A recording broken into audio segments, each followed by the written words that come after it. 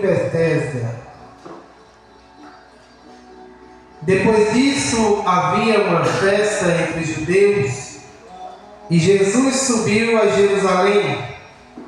Ora, em Jerusalém, próximo à porta das ovelhas, um tanque chamado em hebreu Betesda,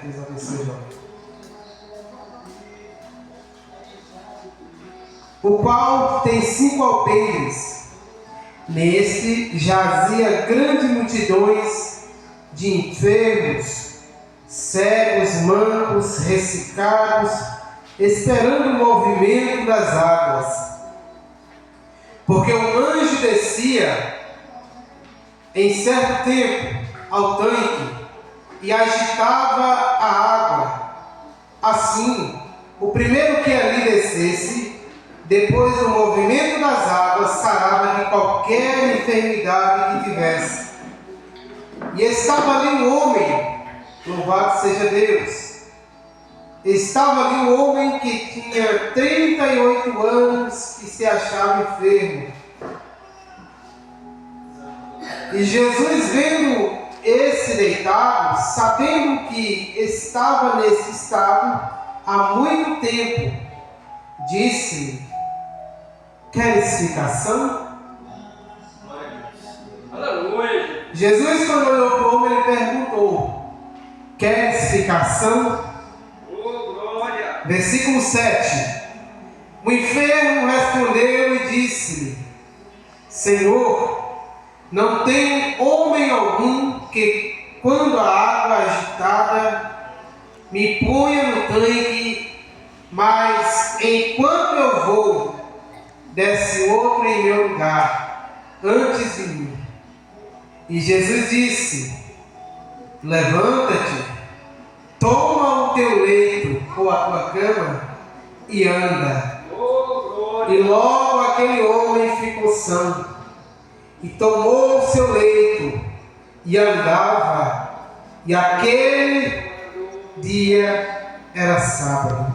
Aleluia. E depois os judeus disseram àquele que tinha sido curado: é sábado, não é lícito levar o leito.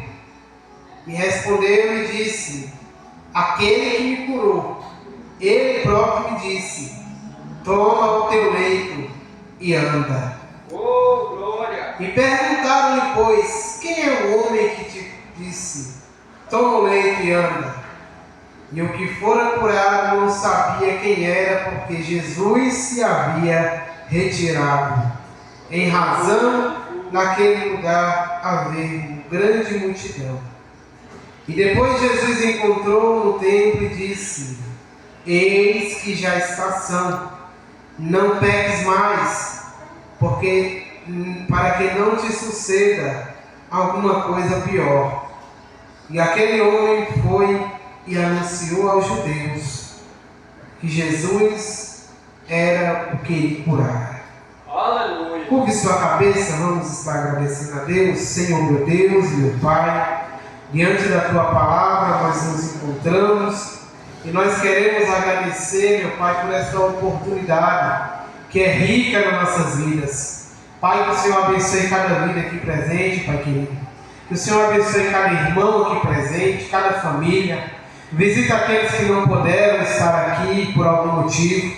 Que o Senhor venha estar, meu Deus querido, abençoando, meu Pai, curando, libertando, transformando vidas neste lugar. Pai amado, que a tua palavra possa alcançar os corações. E que em nome de Jesus o teu Espírito Santo venha bradar em nome de Jesus. Meus amados irmãos, o texto qual foi lido é um texto conhecido. E eu acredito que a grande parte dos irmãos que se fazem presente já ouviu alguém falar sobre essa história. O homem que estava à beira do tanque de Betesda, o paralítico de Betesda, ele era um homem coxo. Ele não se movimentava, ele ficava o tempo todo deitado ou sentado, se for o caso. E a Bíblia vai dizer que esse homem era dessa forma de nascença. A Bíblia vai dizer: foi para o tanque, aleluias, Ele teve que esperar ali naquele tanque ali, 38 anos para que o milagre chegasse na vida dele. Muitas das vezes, irmãos, a gente não sabe de quando será a nossa vez, de quando há de ser o nosso milagre. Não sabemos nem se nós vamos viver para ver o milagre na nossa vida, na nossa família ou na nossa casa. Esta é a cura que Jesus veio trazer à humanidade. Naquele grande dia que ele desceu, aquele Gólgota, carregando aquele madeiro pesado, esse foi o milagre que ele esperava fazer na nossa vida: curar a nossa alma e nos dar o direito, nos dar a chance de ser chamados filhos de Deus. Louvado seja o nome do Senhor. Mas aqui nós estamos diante de um homem que sofria. Porque pense num negócio triste, é o homem depender de todo mundo para tudo. O homem, quando ele é dependente das pessoas para fazer atividades básicas do seu dia a dia, ele se sente humilhado, ele se sente triste, ele se sente uma coisa, um incômodo. É assim que o homem se sente quando ele não pode, por exemplo, sustentar sua família. É assim que o homem se sente quando ele não pode, aleluia, carregar o seu filho no colo. É assim que o homem se sente, aleluia, quando ele não pode proteger a sua família dos males que entram num estado de depressão, num estado de dependência emocional, porque ele não sente que tem nenhum valor para ninguém. E aquele homem, ele ficava ali dia após dia esperando o boato que circulava no meio daquela região.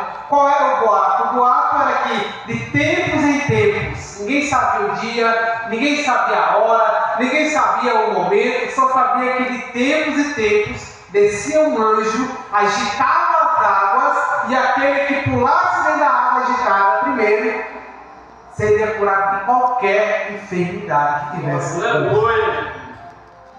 Só que quando a água agitava, irmãos, que o paralítico ele tentava, se arrastava para chegar naquela água e pular, chegava um e pulava antes dele. E eu não sei se a história é verdadeira. Há os historiadores que dizem que era só boato, e há aqueles que dizem que realmente as pessoas que pulavam ali era curado.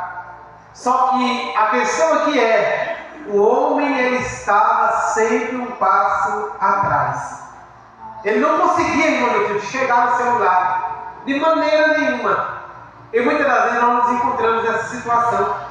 Por mais que nós busquemos a presença de Deus, por mais que nós oremos, por mais que nós louvemos ao Senhor, por mais que nós não percamos culto, por mais que nós sejamos fiéis ao Senhor, por mais que nós evangelizemos, por mais que nós fazemos tudo que a Bíblia nos manda fazer, parece que a nossa bênção está sempre longe de nós e nós não conseguimos alcançá-la. E eu quero te dizer nesta noite, muitas das vezes você está fazendo a coisa do jeito que a Bíblia manda, mas está faltando algo. Muitas das vezes está faltando algo importante que a gente às vezes se esquece, que é a comunicação com Deus, que é o encontro real com Jesus. Aquele paralítico não encontrava o milagre, aquele paralítico não conseguia alcançar a bênção. Sabe por quê? Porque a bênção não é algo que você possa correr atrás. A bênção tem que vir até nós, e assim a gente é abençoado. Quando a gente corre atrás da bênção, a bênção corre de nós. Deuteronômio 28. Quer que a bênção chegue na tua tenda? Quer que a bênção chegue na tua casa? Seja bênção.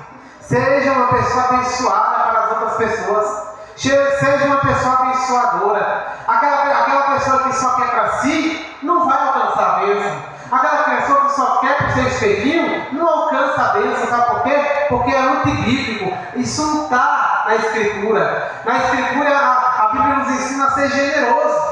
A Bíblia nos ensina a ajudar quem precisa. A Bíblia nos ensina a fazer, aleluias, a obra por aquelas pessoas que necessitam. E ainda diz mais, que quem sabe fazer o bem e não faz, peca. Aquele que sabe fazer o bem e não faz, este, diz a Bíblia, peca. Como assim, não? As pessoas muitas vezes precisam de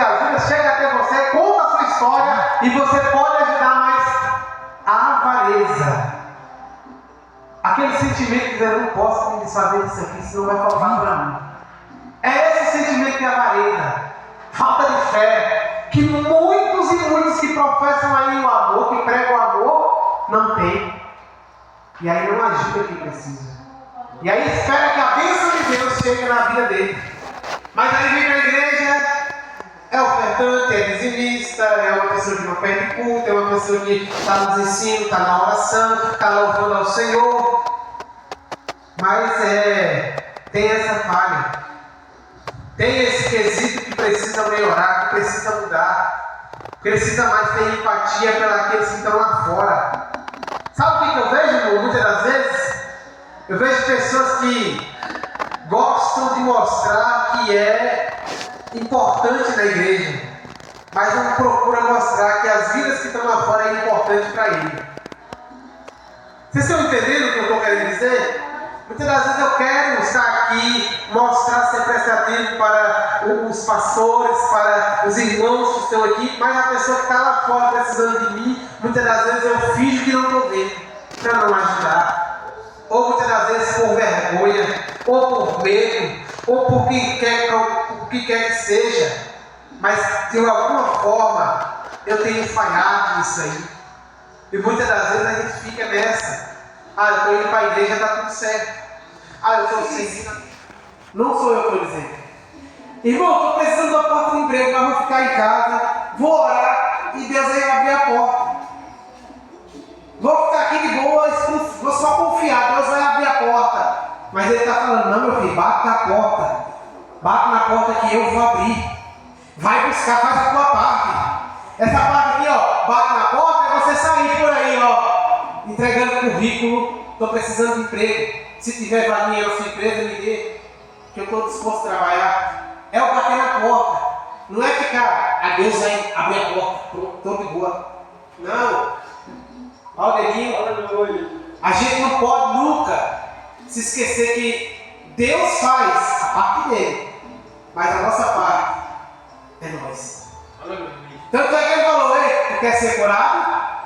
O homem foi se lastimar. Às vezes Deus está batendo na nossa porta, falando o que precisa você fazer, e você está ali reclamando. Eu queria, mas eu não tenho condições.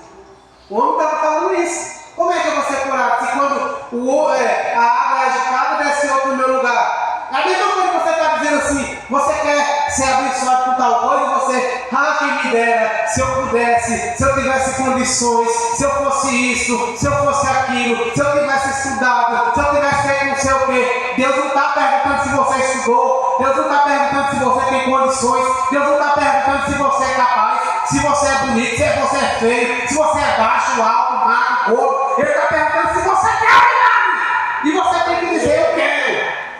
E eu tomo posse. O paralítico se lastimou, reclamou da sua condição, que ele não tinha capacidade de chegar lá. Mas sabe o que Jesus disse para ele, mulher? Tá bom, eu entendi. Agora levanta, toma a tua cama e anda. Um homem aleijado tinha que levantar, pegar a obra que ele nunca tinha feito, que era pegar alguma coisa para carregar e andar. Sabe o que é isso aqui? Eu entendi o seu problema. Agora toma uma atitude que eu estou te dando autoridade para passar por ele. Glória a Deus.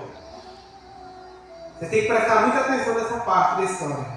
Porque Jesus disse para o homem, você está curado. Agora, vai e não peques mais. Para quê? Para que não te suceda algo pior. Aí eu fico me perguntando, pode piorar? Um homem de 38 anos aleijado, dependendo dos outros, pedindo esmola para sobreviver, esperando por um milagre que não chegava. Dá para piorar? Dá para piorar. Jesus já estava falando de algo espiritual em você. Agora vigia para você não perder a sua alma e ir para o inferno. Porque a cura da carne você já ganhou. Mas você, além da cura da carne, ganhou a cura da alma. Você agora é um salvo em mim. Se você não vigiar, você vai perder a salvação e vai para o inferno. Que lá é tormento. Você sabe quem teve isso? Ele foi isso.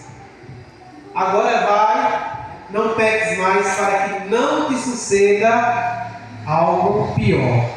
Aleluia. Nós precisamos entender isso, irmão. Às vezes a gente não percebe, mas existem pecadinhos ou costumes que, se a gente não vigia, eles entram na nossa vida, entram na nossa casa. E aí é onde a Bíblia nos alerta. Não tape com as raposinhas. Tem gente que se preocupa com um problema grande ou com um pecado grande. Mas aqueles pequenininhos, por exemplo, o costume de dar uma mentirinha. Estava brincando. Esses pequenininhos a gente deixa passar. É as raposinhas. Só que o problema é que os pequenininhos, um dia crescem. Você cria um cachorrinho ali, quando esse ano está lá desse tamanho. Você vai criar um pintinho, quando esse ano está lá, uma galinha botando ovo, um galo cantando no seu quintal. Bem assim é um pecadinho. Ele vai indo lá, ele vai crescendo, crescendo, crescendo. E o problema é que ele está crescendo de dentro para fora. Então você menos imagina quem estava forte na presença de Deus e de repente não quer mais ir na igreja. Ô irmão, eu não sei o que foi que aconteceu, eu não estou mais sentindo vontade de culto. Irmão, não sei o que aconteceu, eu não estou mais com vontade de orar, igual eu orava antes. Irmão, não sei não, irmão. De repente passou a vontade de estar lendo Bíblia. Então, o sistema que está crescendo lá dentro de você, você precisa combater. Você precisa combater esse mal. Esse mal nasce em todos. É uma luta constante entre a carne e o espírito. E a Bíblia diz que vence aquele que é mais alimentado. A partir do momento que eu e você deixam de alimentar o espírito com a palavra, com a oração e com o jejum, pode ter certeza que o pecado vai abundar na nossa vida. O pecado vai ser maior na sua vida, na minha vida. Aleluia. Que nós venhamos atentar para isso, ser curados e tomar posse da bênção. Aleluia. Aquele homem foi curado, aquele homem não mais sofreu esperando por um milagre que não ia chegar, porque o milagre foi de encontro a ele. E eu quero te dizer, o milagre foi de encontro a você também, que hoje você está aqui agora com o Senhor. Amém? Vamos se colocar de pé. Vamos estar orando, agradecendo a Deus por esse culto. Quinta-feira tem mais palavra do Senhor. Quinta-feira é o nosso culto de ensino. E eu creio que Deus tem uma palavra preparada, reservada para os nossos corações. Amém? Vamos estar orando. Soberano Deus, eterno Pai, Deus poderoso. Neste momento, Deus querido, nesta hora, quero te agradecer por este culto, por esta palavra que veio do céu. Quero te agradecer pela oportunidade de estar na tua presença, de te servir e te adorar, Pai. Fique conosco, Pai querido. Derrama a tua graça, depois Shekinah sobre nossas vidas. Seja com a tua igreja, Pai, seja com teus filhos. Vai que encontre aqueles que não estão tendo, aleluia, força para congregar, Pai querido. Que o Senhor possa renovar o vigor, meu Pai querido. E em nome de Jesus abençoar, meu Pai querido, a tua casa de uma maneira sobrenatural, se fazendo presente nela, Pai. Derrama a tua graça e misericórdia sobre nossas vidas. É o que eu te peço e te agradeço por tudo. Em nome de Jesus. Certamente que a bondade e a misericórdia me seguirão todos os dias da minha vida e habitarei na casa do Senhor por longos dias. 2025, devemos confiar e esperar, porque Deus existe e é galardoador daqueles que o buscam. Que Deus em Cristo abençoe cada um.